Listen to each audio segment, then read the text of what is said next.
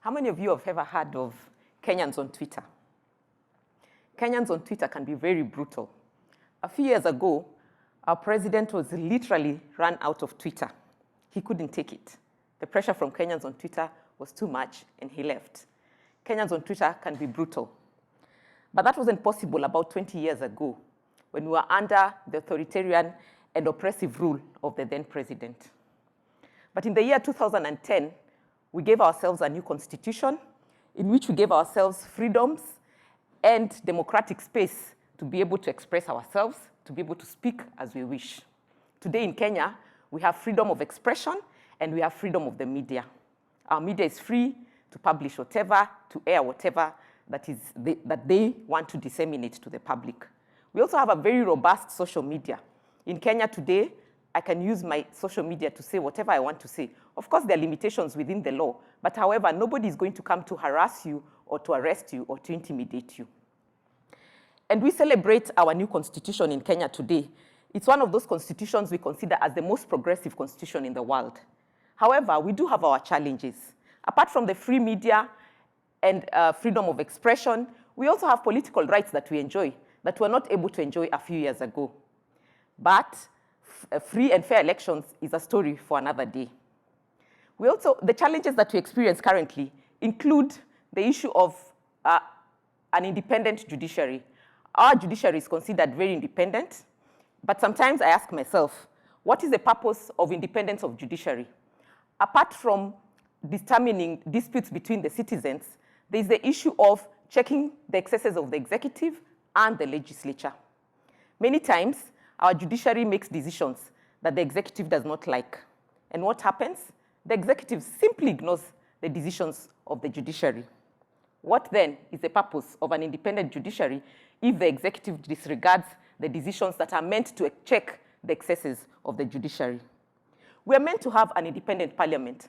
However, in the year 2018, the opposition leader came together with our president and signed an agreement which we popularly refer to as the handshake.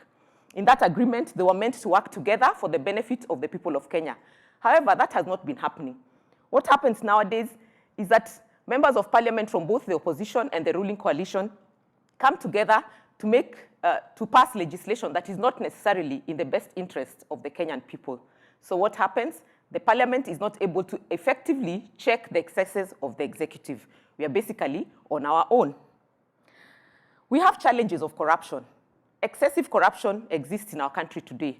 Our president has himself admitted that every day we lose about 2 billion Kenyan shillings on corruption.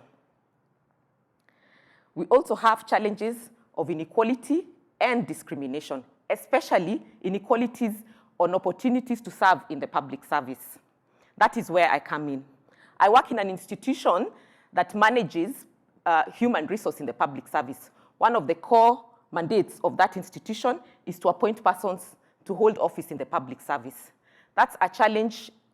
We have been having a challenge of reducing the inequalities of opportunities in the public service, to provide opportunities for men and women, persons with disability, persons from all ethnic groups, persons from minorities and marginalized communities, and the youth. Over the years, we have tried to narrow the gap of inequalities. We have succeeded in a way. We have been trying and doing well and better every year. However, we still have inequalities in the senior level positions where women are not properly or equally represented, and persons from certain communities are also not given equal opportunity to serve in senior positions in the country. And so, what is my role? Every day I ask myself, what is my role in this kind of situation?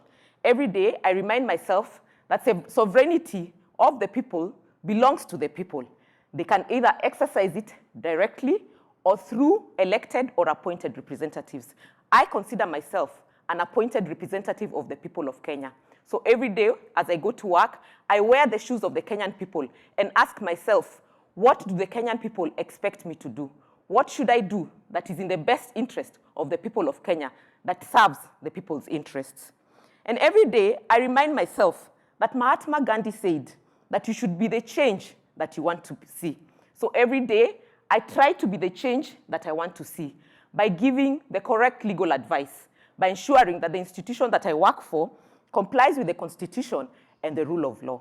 So despite all the hopeless situations we have in our various countries, I want to encourage each of us today that when we leave this place, let's go back home and be the change that we want to see. Thank you.